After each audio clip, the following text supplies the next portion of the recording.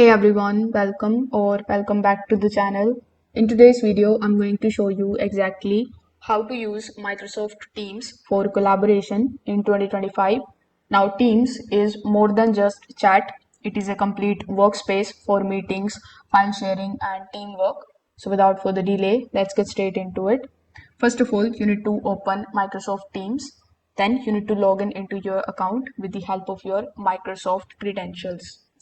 Over here in the left hand section, you will see the option of chats, then we have meets, then we have communities.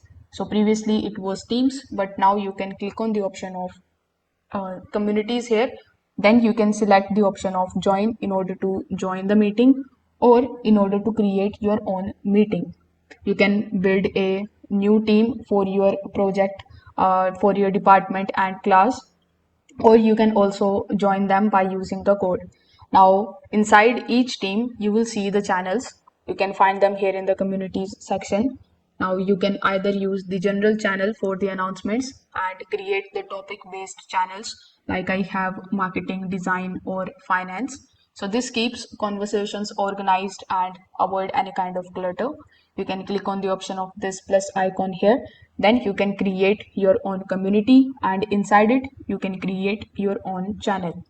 Now when you click on the option of chats here, you will be landed on this page where you will see all of the messages that you can send to the people that are joined in that conversation directly.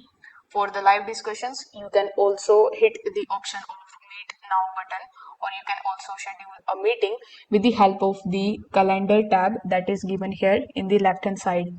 Now in 2025, Teams also support the AI note-taking application, which auto-generates the meeting summaries for you. So you can also take a look at it. Now, with the help of the option of the meet, you can create a new meeting, you can schedule a meeting, and you can also upload the files with the help of the chatbot. You can basically use the Word, Excel, PowerPoint with your teammates, and when you click on the option of the apps tab over here, you can connect your app with other applications like Trello, Asana, and OneNote. So this way your whole workflow stays inside Teams instead of switching the applications. So if this video helped you out, make sure that you like this video and subscribe to the channel. Thanks for watching.